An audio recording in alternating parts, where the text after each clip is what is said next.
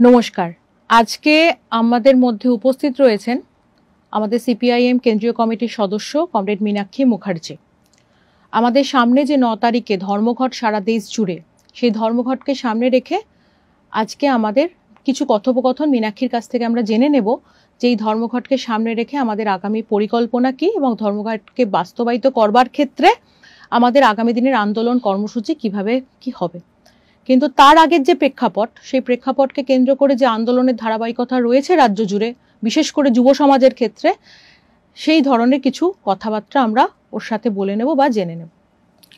মীনাক্ষী, ইতিমধ্যে 9ই আগস্ট গত বছর আমরা দেখেছি সারা রাজ্য জুড়ে উত্তাল আন্দোলন হয়েছে, গাড়ি আটকেছেন এবং সেখানেতে দাঁড়িয়ে সেই আন্দোলনের ধারাবাহিকতা এমন একটা জায়গায় গিয়েছিল, সারা দেশ জুড়ে, সারা রাজ্য জুড়ে, সারা পৃথিবী জুড়ে মানুষ পর্যন্ত সেই আন্দোলনকে সংহতি জানিয়েছে। রাস্তায় নেমেছেন ঘরের সাধারণ মানুষ। পরবর্তী সময় আমরা দেখতে পেলাম, গত বছর দুর্গাপুজোর পরবর্তী সময় দেখলাম সেই আন্দোলনের ধারাবাহিকতা কোথাও একটা যেন থেমে গেল। আমরা কিছুদিন আগে দেখলাম তামান্না, একটা ছোট্ট বাচ্চা মেয়ে, কালীগঞ্জ, আপনাকে সেখানে যেতে দেখলাম। আপনি সেখানে গেলেন, কালীগঞ্জে একটা ছোট্ট ফুটফুটে বাচ্চা মেয়ে, তাকে তৃণমূল তাদের জয়ের আনন্দেতে বোমা মেরে বাচ্চাটা আজকে তার মৃত্যু হয়েছে। এবং তিলোত্তমার লড়াই রাতের বেলা, এবং এখন দেখলাম আমরা ভর সন্ধেবেলা আইনি কলেজের ভেতরে ছাত্রীকে ধর্ষণ করা হলো। কোথাও কি আন্দোলনের ধারাবাহিকতা আমাদের কোথাও একটা স্তব্ধ হচ্ছে, যার জন্য দুষ্কৃতীরা সাহস পাচ্ছে এই ঘটনাগুলোকে ঘটাতে? এই ফর্মুলাটাই তো ভুল, যে মানুষ আন্দোলন করবে তবে দুষ্কৃতীরা তাদের কাজটা করা বন্ধ করবে। মানুষ প্রতিদিনই লড়াই করে বেঁচে থাকার জন্য, এবং এটা বিজ্ঞান এবং প্রকৃতির নিয়মে। যে মানুষ, যে প্রাণী লড়াই করে বেঁচে থাকতে পারে না, তার অস্তিত্ব আস্তে আস্তে অবলুপ্ত হয়ে যায়। ফলে মানুষ প্রতিদিন রুটি রুজির লড়াই আছে, নিজেদের বিকাশের লড়াই আছে, তার মানব সত্তার লড়াই আছে, বিকাশের লড়াই আছে, বিজ্ঞান প্রযুক্তির তার উন্নতির লড়াই আছে। এবং সেই লড়াইয়ে সমাজের একটি সিস্টেম, একটি ব্যবস্থা আছে, যে ব্যবস্থাতে মানুষ যখন সভ্য হয়, সমাজ যখন সভ্য হয়, সেই সভ্যতাকে প্রতিষ্ঠিত করা, তাকে সংহত করা এবং তাকে এগিয়ে নিয়ে যাওয়ার জন্য সেই সিস্টেমটা কাজ করছে না বলে দুষ্কৃতিপনা এবং এই যে দুর্বৃত্তায়ন, এই যে দুষ্কৃতিরাজ, এই যে গুন্ডারাজ, এটা বাড়ছে। ফলত তাহলে সিস্টেমে নিশ্চয়ই এই গুন্ডারাজ, এই দুষ্কৃতিরাজকে, এই দুর্নীতিরাজকে, এই দাঙ্গাবাজকে খতম করার কোনো নিদান নিশ্চয়ই আছে। এবং সেই নিদান শুধুমাত্র আমরা তৈরি করছি বলে নয়, ভারতবর্ষের সংবিধানের নিদান আছে। তার মানে ভারতবর্ষের সংবিধান অনুযায়ী, আইন অনুযায়ী যারা এই কাজ করার, যাদের প্রতি মানুষ দায়িত্ব দিয়েছে, তো সেই দায়িত্ব তারা পালন করছে না। পালন না করার জন্যে মানুষের রুটি রুজির সংকটকে ব্যবহার করে দুর্নীতিরাজ, দুষ্কৃতিরাজ এবং দাঙ্গাবাজ বাড়ছে, যেটা পশ্চিমবঙ্গে আজকে গুন্ডারাজে পরিণত হয়েছে।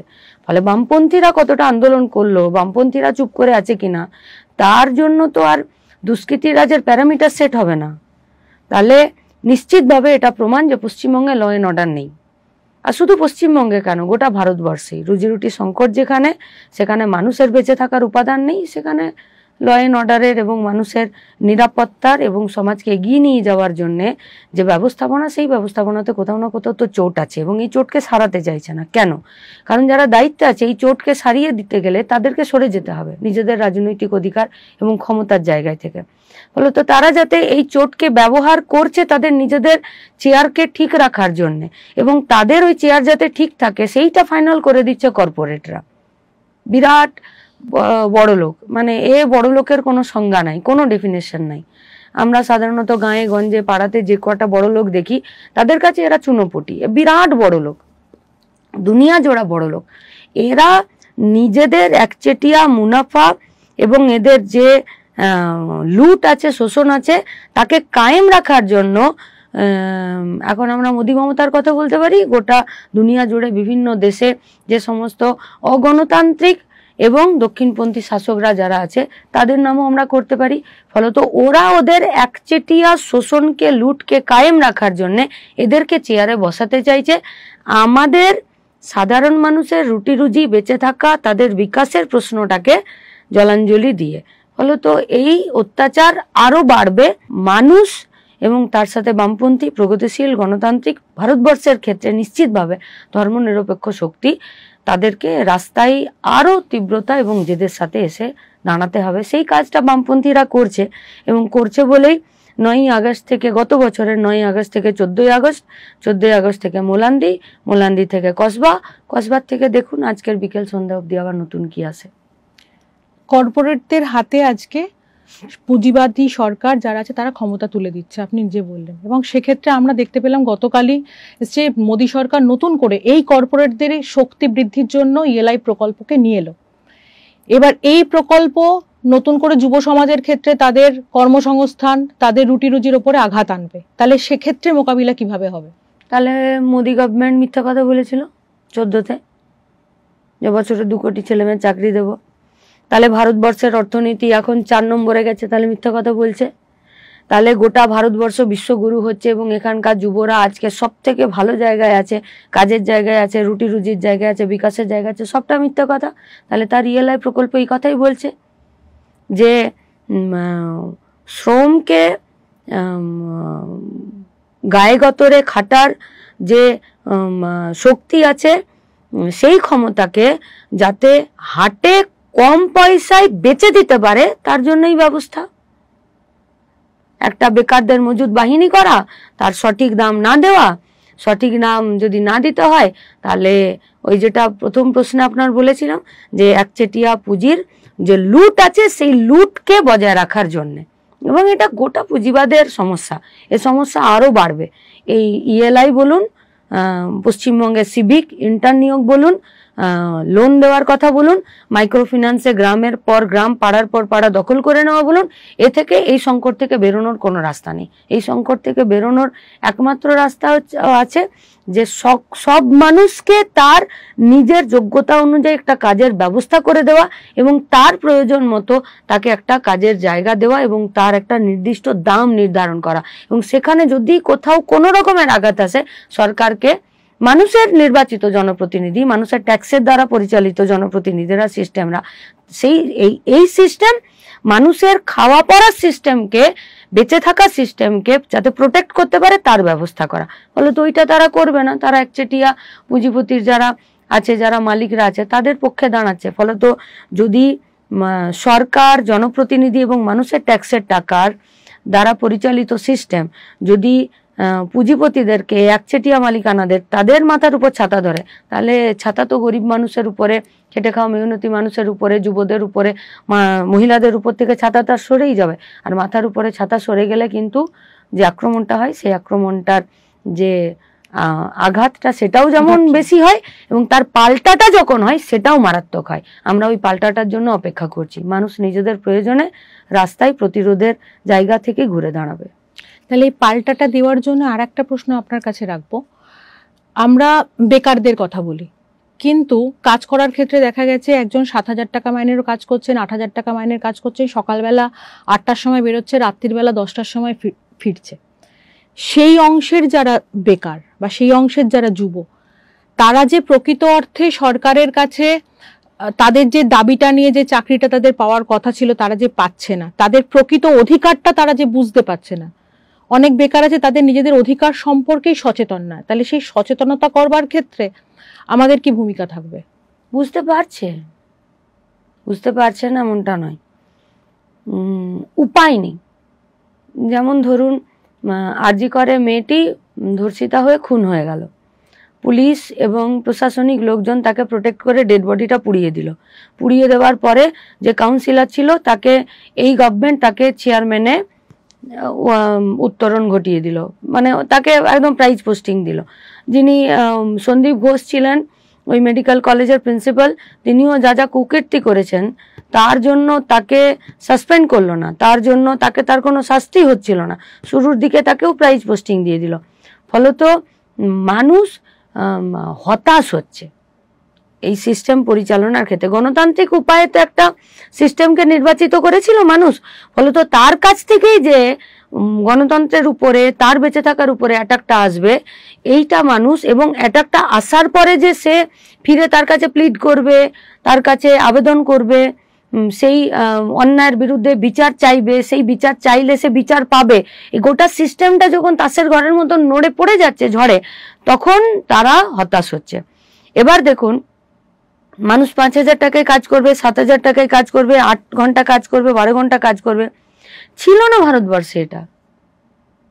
এবং যাতে না থাকে তার জন্য স্বাধীনতার আগের থেকে ভারতবর্ষে বিভিন্ন সময় শ্রমিকদের লড়াই আন্দোলন এবং শ্রমিকদের লড়াই আন্দোলনের সঙ্গে সাধারণের লড়াই আন্দোলন এটা যুক্ত হয়ে তাদের শ্রমকে সুরক্ষা দেওয়ার জন্য ভারতবর্ষের সংবিধান একটার পর একটা আইন হয়েছে। ছুটির আইন, মিনিমাম ওয়েজের আইন, মানে ন্যূনতম কত টাকা বেতন পাবে, সে বোনাস পাবে কিনা, তার শরীর খারাপ হয়ে গেলে কি হবে, তার অ্যাক্সিডেন্ট হয়ে গেলে কি হবে, সে কাজের জায়গায় কোনো দুর্নীতির সাথে যুক্ত হয়ে গেলে কি হবে, সে যদি কোথাও ফেঁসে যায় কি হবে, এই সব কটা আইনের একদম গালভরা নাম আছে এবং তার পিছনে একটি করে সাল দেওয়া আছে। বেশির প্রথম দিকের কয়েকটা সাল স্বাধীনতার আগে, তার পরবর্তীকালে সব কটা যতগুলো সাল আপনি দেখবেন সব কটা স্বাধীনতার পরে, এবং সব কটা সালের পিছনে একটি করে গল্প আছে। সেই সময়ে শ্রমিকদের লড়াই আন্দোলন গোটা দেশ জুড়ে তীব্র হয়েছে, পশ্চিমবঙ্গের ভূমিকা সেখানে কম নেই। রেলের স্ট্রাইকে মিশাতে তাদের নাম জড়িয়ে যাওয়ায় দিনের পর দিন তারা ঘর ছাড়া, লুকিয়ে থাকা, পরিবার না দেখা, কিন্তু তারা রেলের কর্মী। এই লড়াইয়ে পশ্চিমবঙ্গের প্রাক্তন মুখ্যমন্ত্রী জ্যোতি বসু তিনিও এই রেলের এই আন্দোলনে ছিলেন। ফলত একটা বিরাট আন্দোলন লড়াইয়ের মাধ্যমে আমার খেটে খাওয়ার এবং আমার খাটার যে অধিকার, আমার যে খাটার যে দাম, তাকে প্রোটেক্ট করার জন্য আইন তৈরি হয়েছিল। সেই আইনগুলো আজকে শুধুমাত্র একক সংখ্যাগরিষ্ঠতার অহংকারে মানুষের মতামতের বাইরে গিয়ে, যেমন কৃষক বিলটা কৃষি আইনে পরিণত হয়েছিল, ঠিক সেরকম শ্রম কোড বিলের নামে এই সব আইনগুলোকে সংকুচিত করা, তুলে দেওয়া। তার মানে কি, আমি আপনার দ্বিতীয় প্রশ্নেও বলেছি যে ছাতা কার মাথায় ধরছে দেখতে হবে। ছাতা ধরছে কর্পোরেটের হাতে। যে শ্রমিক যদি 8 ঘন্টার পরিবর্তে 16 ঘন্টা কাজ করে, 26,000-এর পরিবর্তে যদি 7,000 টাকা বেতন পায়, তার যদি কাজের নিরাপত্তা না থাকে, স্থায়িত্ব না থাকে, তার কাজের যদি ভবিষ্যতের নিরাপত্তা না থাকে এবং সামাজিক সুরক্ষা না থাকে, লাভ কার? লাভ হচ্ছে কর্পোরেটের। কখন কর্পোরেটের? যখন কর্পোরেট ওই শ্রমিককে তার বেসরকারি কাজের জায়গায় লাগায় তখন। তাহলে বেসরকারি কাজের জায়গায় এত উন্মুক্ত হচ্ছে কখন? সরকার যখন সরকারি কাজের জায়গা সংকুচিত করে নিচ্ছে তখন। যেমন কর্ণাটক সরকার রিসেন্টলি যেটা করেছে, শ্রমকোডকে হাতিয়ার করে তারা একদম 8 ঘন্টার কাজের যে আমাদের সময় নির্ধারিত করা ছিল সেটাকে অলরেডি 12 ঘন্টা করে ফেলেছে। এবং আমাদের পশ্চিমবাংলাতে বলুন বা দেশ জুড়ে এখন যেটা এই যে আমাদের 8 ঘন্টার কাজের দাবিটা কিন্তু এখন কোথায় যেন একটা আটকে রয়েছে। কারণ কোভিড পরিস্থিতির পরে যেটা হচ্ছে ওয়ার্ক ফ্রম হোম হয়ে গেছে, এখন প্রায় 24 ঘন্টা 24/7 এক একটা আইটি সেক্টরে যারা কাজ করে বা এমনি সাধারণভাবে যারা কাজ করে তাদেরকে সেই কাজটা করতে হচ্ছে। কাজের কোনো টাইমের, সময়ের কোনো তাদের দিক নির্দেশ করা নেই। এবার তারা বুঝতে পারছে তারা আক্রান্ত, কিন্তু তাদের কাজের জায়গাটা এমন ভাবে রয়েছে যে তারা সেই কাজটাকে করে আবার যে আন্দোলনে আসবে, তারা যে পথে নামবে, তারা যে ঐক্যবদ্ধ হবে, সেই জায়গাটা কোথাও যেন একটা গ্যাপ হয়ে যাচ্ছে। তাহলে আন্দোলনকারী এবং সংগঠক তাদের মধ্যে যে একটা সম্পর্ক তৈরির জায়গা, সেটা কি করে করা যাবে যাতে আন্দোলনগুলোকে আরো বেশি করে সংঘবদ্ধ করা যায়? আমরা বলছি যে মানুষ আইটিতে কাজ করুক, কর্পোরেটে কাজ করুক, ওয়ার্ক ফ্রম হোম করুক, কেন? কারণ সরকার কাজ দিচ্ছে না, তাই আমি এই জায়গাটায় আসতে চাইছি। আমি বেসরকারি কাজের জায়গার কাছে আমি আমার শ্রমকে দিতে বাধ্য হচ্ছি, কারণ যে কাজগুলো প্রাইভেট সেক্টর কাজটাকে নিচ্ছে সেই কাজটা তো গভর্নমেন্টও নিতে পারত। তাহলে সরকার কেন সেই কাজটা নিচ্ছে না? একটা প্রাইভেট নার্সিং হোমে বা একটি সরকারি হসপিটালে ফ্লোর পরিষ্কার করার জন্যে 8 ঘন্টার 3টে শিফটিংকে বাদ দিয়ে 12 ঘন্টা 2টো শিফটিং করিয়ে যদি 6 জনকে সারাক্ষণ ঝাড়ু আর ন্যাকড়া নিয়ে দাঁড় করিয়ে রাখতে পারে, এটি কন্ট্রাকচুয়াল, তাহলে সরকার কেন 8 ঘন্টার 3টে শিফটিং করে সেখানে ডি গ্রুপের স্টাফে যুক্ত করতে পারছে না কেন? আমার প্রশ্ন এইখানে। তার মানে কাজের জায়গা আছে, এই গোটা সমাজটা, সিস্টেমটা, সরকারের সেই শ্রমটার প্রয়োজন। সরকার এখনো পর্যন্ত নিজেকে দেউলিয়া ঘোষণা করেনি, কিন্তু সরকার শ্রমিকের শ্রমকে নেবার জন্যে তার কাজের জায়গাকে প্রসারিত করছে না, বরং প্রতিদিন তাকে সংকুচিত করছে। আমরা এটা শুধু বলার জন্য বলি না, আজকে যারা আরএসএস পরিচালিত নিয়ন্ত্রিত বিজেপি পরিচালিত সরকার আছে, তাদের ঘোষিত এজেন্ডা সরকারি কাজের জায়গা থাকবে না, থাকবে না। তাহলে যদি সেইটা হয়, তাহলে আমি আমার গতরকে, আমি আমার মেধাকে প্রাইভেটের কাছে বেচে দিতে বাধ্য। তাহলে তখন সরকারের একটা কাজ আসে যে প্রাইভেট যদি আমার গতর মেধাকে কেনে, তাহলে কোন চুক্তিতে কিনবে? তাহলে আইন, সেই আইনটার জায়গা তো সরকার সেই আইনটাকে নষ্ট করে দিয়ে আইনগুলোকে তুলে দিচ্ছে। তাহলে প্রথম তুমি আমার শ্রম কিনলে না, দ্বিতীয় আমার শ্রমকে প্রোটেক্ট করার জন্য যে আইন ছিল তুমি সেই আইনগুলোকেও তুলে দিচ্ছ। তাহলে মানুষের কাছে এই জিনিস আছে এবং মানুষ এর বিরুদ্ধে রাস্তাতেও নামছে। মানুষ এই বিচারটা চাইবে কার কাছে? তাহলে একক সংখ্যাগরিষ্ঠতায় প্রচুর আসন নিয়ে, সিট নিয়ে যারা ভোটে জিতলো, যারা মানুষকে এই প্রতিশ্রুতি দিল যে তোমার কাজ, তোমার পেটের ভাত, তোমার মাথার ছাদ আমি সবটা দেখব, সবটা দেখার কথা বলে দিয়ে তাকে প্রতিদিন তার হাত ছেড়ে দিল এবং হাত ছেড়ে দিয়ে নিজের পকেটে সে হাত ভরে নিল। তাহলে যার কাছে বিচার পাবার কথা, যার কাছে এই অন্যায়ের বিরুদ্ধে ন্যায় পাবার কথা, তারা যখন হাত তুলে দিচ্ছে, মানুষ তখন রাস্তায় নামছে এবং সেখানে হতাশার কোনো জায়গা নেই। আজ নয়তো কাল মানুষ নিজের অধিকার আদায় করেই নেবে। মানুষ কখনো দম বন্ধ করা অবস্থায় থাকে না। এখানেই বামপন্থীদের কাজ, এখানেই কমিউনিস্টদের কাজ। আমরা যেখানে রুটি রুজি ভাতের লড়াই রয়েছে, সেখানে ধর্মীয় উন্মাদনা দিয়ে এই রুটি রুজি ভাতের লড়াইটাকে আটকে দেওয়ার প্রবণতা দেখা যাচ্ছে। এবং সেটার ক্ষেত্রে আপনিও বলেছেন একটা জায়গায় যে মিডিয়া এই ক্ষেত্রে একটা ভূমিকা পালন করছে। তাহলে মিডিয়া কি কোনো একটা জায়গায় আমাদের রাজ্যের রাজনীতিকে তারা কি কন্ট্রোল করছে বা পরিচালনা করছে? রুটি রুজির সংকটটা এত তীব্র না, যে যেখানে ধর্ম, মিডিয়া, ফেক ক্যাম্পেইন এই সবগুলো প্রতিদিন মানুষের মগজটাকে দখল করার চেষ্টা করছে, কিন্তু এগুলো সব সাময়িক। কখনোই ফেক ক্যাম্পেইন, ভুল খবর, তথ্য, একটি প্রচার মাধ্যম, একটি ধর্ম, এরা শেষ কথা বলে না। মানুষের মগজ শেষ কথা বলবে এবং সেটা সবসময় প্রগতির দিকে এবং একটি পজিটিভ দিকে কথা বলে এবং মানুষের মাথাকে বুঝতে এবং ভাবতে বাধ্য করে মানুষের প্রয়োজন এবং মানুষের পেটের খিদে। ফলত কমিউনিস্টরা, বামপন্থীরা যে ইস্যুতে, যে দাবিতে, যে বিষয়ে তারা যে লড়াইয়ের জায়গাতে থাকে, সেটাই তো হচ্ছে পেটের ভাত হাতের কাজ, তার জন্যে, এবং লুটের বিরুদ্ধে, শোষণের বিরুদ্ধে। ফলত মানুষের মগজ এমন একটা জিনিস যে ওই এককোষী অ্যামিবা থেকে আজকে 5Gর যুগে চলে এসছে।